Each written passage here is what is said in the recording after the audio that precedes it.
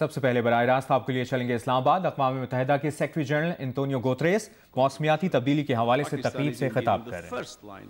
Of the dramatically negative impacts of climate change. And so I'm pleased to be with you today to talk about sustainable development and our common vision for the future we want, and the climate crisis, which is perhaps the gravest current obstacle to global peace, stability, and prosperity. Peace, prosperity, dignity, and realization of human rights for all people on a healthy planet, these are the objectives of the 2030 Agenda with the 17 time-bound Sustainable Development Goals. Agreed by all United Nations member states 5 years ago, the Sustainable Development Goals are interlinked and an holistic blueprint to end poverty in all its forms and to build the kinds of societies that we will be proud to pass down to future generations. The goals cover the whole spectrum of human progress. They target poverty, inequality, hunger, and health. They addressed key topics such as the quality of the education, decent work, a just economy, gender equality. They deal with climate change, with the oceans, biodiversity, and the natural environment on which we all depend, and makes natural solutions to be a central aspect of our strategy. And they promote justice, strong institutions, and partnerships that will enable all countries to progress sustainably. And let me emphasize all countries, for the Sustainable Development Goals are relevant for every nation and every community.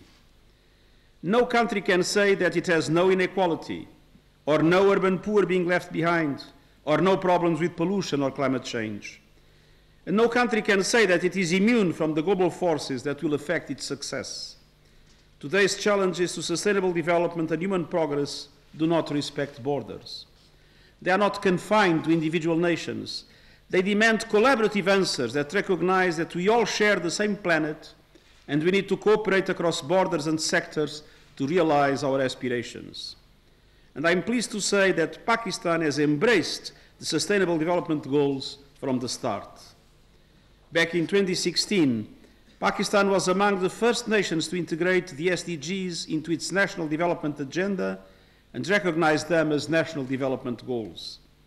And in 2018, Pakistan launched a national SDG framework to prioritize and localize the global goals through the country. And as with the goals globally, poverty reduction is at the heart of Pakistan's effort to leave no one behind. A national poverty alleviation program, titled ESAS, or Compassion, has been launched to expand social protection and safety nets and to support human development. And the National Youth Development Program, titled Kamyab Jawan, is seeking to create 10 million jobs for young people in 5 years. And stunting and malnutrition are down, and the nation is seeing success in bringing down neonatal mortality, thanks in large part to the Lady Health Workers Program, which has been a significant increase in skilled birth attendance. And I'm also encouraged by the country's initiative this year to promote universal health coverage. These are just some of the many actions being taken by Pakistan and other nations to achieve the Sustainable Development Goals. Everywhere we can see progress, poverty and child deaths down, access to energy, education, and decent work rising. But whether we look at Pakistan or elsewhere, we can also say the pace of change is not yet fast enough. In Pakistan, you are grappling with major challenges relating to HIV and polio, environmental degradation, and providing education, skills, and jobs for all in one of the youngest countries in the world. And globally, the story is similar. We are off track globally, especially in the areas of hunger, inequality, biodiversity, and climate action. Gender inequality in businesses, in homes, in schools, and in government, in the technology sector, is denying women and girls their rights and opportunities across the world. And vulnerable populations, such as migrants, young people, and persons with disabilities, remain at risk of being left behind. Our collective efforts are not approaching the scale we need to deliver the SDGs by 2030. In fact, by some estimates, we'll only get halfway to our goals at the current pace. For that reason, we have this year launched a decade of action to achieve the Sustainable Development Goals. With only 10 years left before the 2030 deadline, there is an urgent need to step up action. And every nation, every community, and every person can and must make a contribution. The Decade of Action calls on governments, businesses, civil society, and individuals everywhere to combine to create unstoppable momentum for the goals. The recipe is clear. First, to mobilize everyone around a common effort. Second, to demand urgency and action and to hold leaders to account. And third, to supercharge ideas so that they become sustainable solutions. We need to identify what works and scale up solutions and investments so that we reach all the people on the planet. In all of these, the mobilization of finance to fill the gap of some $2.5 to $3 trillion a year is critical. In a period where official development assistance has been decreasing, together with private foreign investment in the developing world, it is absolutely essential that developed nations deliver on the commitment made in the Addis Ababa Action Agenda and the Paris Agreement. On the other hand, it's important to support developing member states in their capacity to mobilize domestic resources through improved governance and tax reforms. But the success of national efforts also requires the international community to be more effective in clamping down on illicit financial flows, money laundering, and tax evasion. At the same time, we need innovative financial tools to help in de-risking private investment and in the developing world to channel more stronger resources to achieve the SDGs. Ladies and gentlemen, I firmly believe we can be the generation that ends poverty and hunger and conquers injustice and inequality. But it is not going to be easy. We face multiple obstacles. Geopolitical tensions are higher, and they have been for years, and unpredictable changes in power relations in a chaotic world are placing a strain on the multilateral system that has largely kept the world safe for the past 75 years. Global mistrust, due to the growing inequality and unfair globalization, is growing, not only between nations, but between peoples and their leaders. We also have to address the challenges of the fourth industrial revolution and make sure we embrace the benefits while minimizing the risks posed to human rights and equity around the world. But finally, and central to the discussion today, there is the climate emergency. This is the threat that I believe is most grave and most urgent, yet it is something I am convinced we can tackle if only we can generate the political will and the unity we need to make a difference. Climate disruption is a clear and present danger worldwide, but let us for a minute look at it through the lens of Pakistan. Like other developing countries, Pakistan has contributed little to the problem, yet faces disproportionate vulnerability because of it. In the past decade, Pakistan has lost some 10,000 lives to climate-related disasters, including 1,200 who died due to a terrible heat wave in Karachi in 2015. The Indus Valley is vulnerable to flooding, and low-lying coastal communities face the prospect of being swamped by rising sea levels. And currently the country is enduring the risk of a locust emergency triggered by climate disruption. Global warming is leading to global swarming. But the biggest worry for Pakistan is water. This is true for all the people of Central, South, and East Asia. We rely on the water towers of the Himalaya. Pakistan's smallholder farmers, who represent more than 40% of the labor force, produce 90% of the nation's food supply and generate 75% of the country's export revenue. They depend on rainfall and on irrigation from rivers fed by receding mountain glaciers. In fact, 80% of Pakistan's water use is for agriculture, and it is under threat. Pakistan is one of the 15 most water-stressed countries in the world. As temperatures rise and glaciers melt, Pakistan's goals for reducing poverty and guaranteeing food security are put at risk. And Pakistan is not alone. The same story is mirrored across the globe.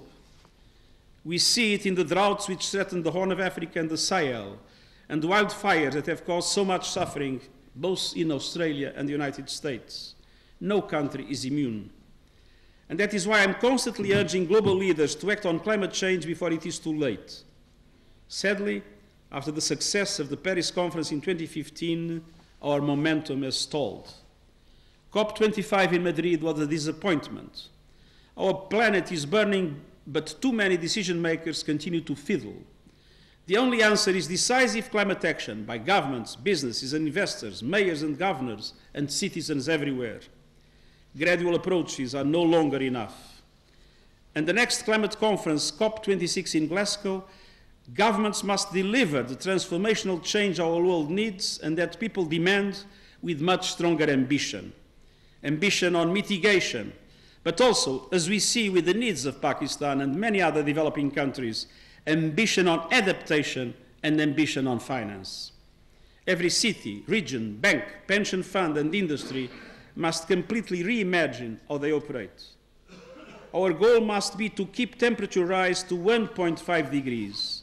This is what the scientific community tells us is the only way to avert runaway climate change.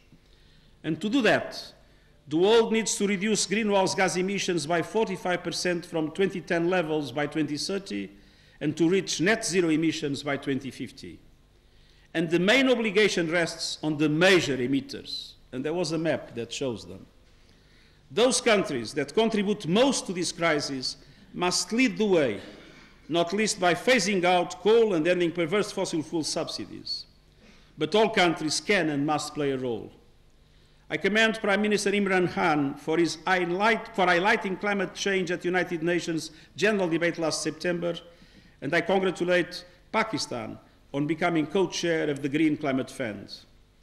And I also welcome the initiatives such as the 10 billion Treat Tsunami campaign and the government's Clean and Green Pakistan movement.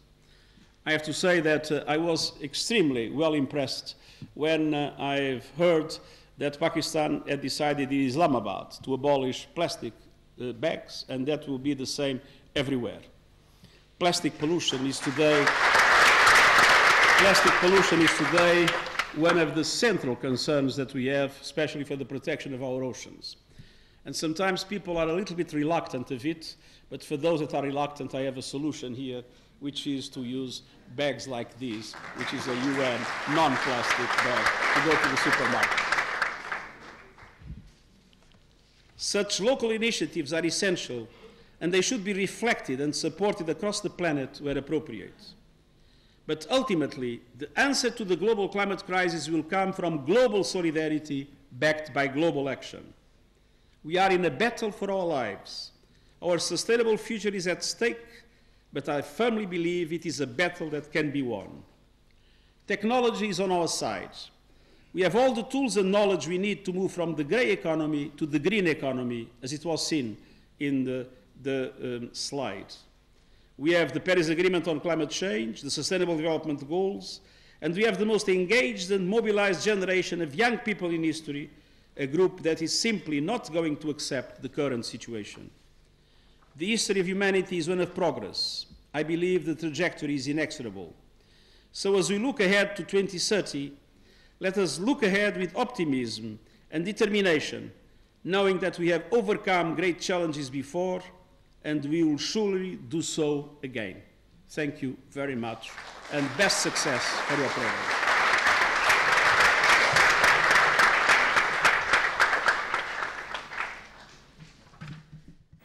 मौसमियाती तब्दीली के हवाले से एक तकरीब इस्लामाबाद में जारी है, जिससे अक़वाम मुत्तहिदा के सेक्रेटरी जनरल एंटोनियो गुतेरेस खिताब कर रहे थे। उन्होंने कहा कि तालीम, मईशत और बराबरी तरक्की के लिए अहम है। पाकिस्तान मौसमियाती तब्दीलियों से मुतासर होने वाला दुनिया का एक बड़ा मुल्क है। इससे पहले अक़वाम मुत्तहिदा के सेक्रेटरी जनरल एंटोनियो गुतेरेस ने अफ़गान मुहाजिरीन से मुलाकात की और अफ़गान मुहाजिरीन के लिए पाकिस्तान के इक़दामात बेहतरीन करार दे दिए। कहा, पाकिस्तान ने अफ़गान जंग से मुतासरा 45 लाख पनाहगुज़ीनों को पनाह दी। वो पाकिस्तान की फ़राख़दिली को सराहने के लिए दौरा पाकिस्तान कर रहे हैं। ये भी कहा कि वो अफ़गान पनाहगुज़ीनों की मेज़बानी पर पाकिस्तान के शुक्रगुजार हैं। पाकिस्तान दुनिया भर में हम कोशिशों में अक़वाम मुत्तहिदा का काबिल भरोसा और मुस्तकिल शराकतदार है। दौरा पाकिस्तान का मकसद अमन के लिए पाकिस्तानी अवाम की खिदमत पर उनका शुक्रिया अदा करना है।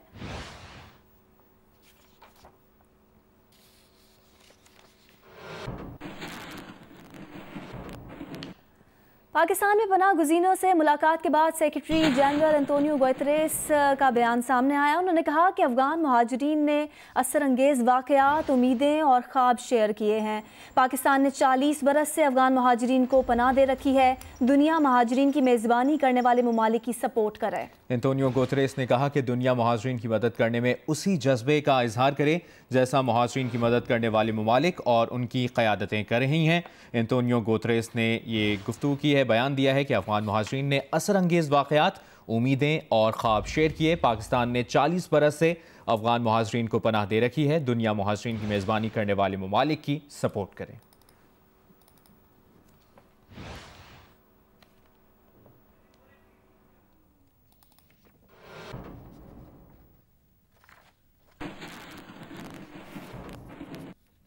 अक़वाम मुत्तहिदा के सेक्रेटरी जनरल एंटोनियो गुतेरेस वज़ीर आज़म इमरान खान, वज़ीर ख़ारजा और दीगर रहनुमाओं से मुलाकात भी करेंगे। अक़वाम मुत्तहिदा के सेक्रेटरी जनरल अपने दौरे के दौरान लाहौर और गुरुद्वारा दरबार साहब करतारपुर भी जाएंगे।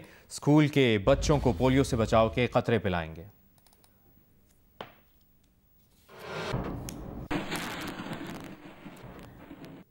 अक़वाम मुत्तहिदा के सेक्रेटरी जनरल एंटोनियो गुतेरेस कल इस्लामाबाद में एक तस्वीरी नुमाइश का इफ्तिताह करेंगे, जिसमें पाकिस्तान के अक़वाम मुत्तहिदा के साथ 60 साला सफ़र की तस्वीर कशी की गई है। नुमाइश में 1960 से अब तक मुख्तलिफ अमन मिशन में फ़ौज की शराकत की नुमायाँ तारीख और पाकिस्तानी अमन फ़ौज ने आलमी अमन की खिदमात पर तवज्जो मरकूज़ की है।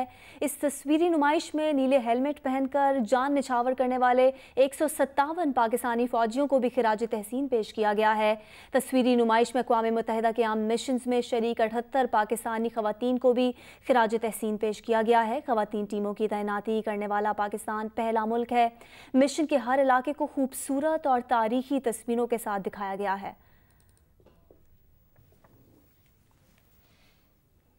एक बार फिर आपको बराह रास्त लिए चलेंगे इस्लामाबाद। मौसमियाती तब्दीली के हवाले से तकरीब। अक़वाम मुत्तहिदा के secretary general Antonio Guterres question and answer session में इस वक्त सवालों जवाब का सिलसिला जारी है। आप भी देखिए। With the different areas of the American society that are absolutely essential to make sure that the US always contributes to the battle that is essential for the planet to survive.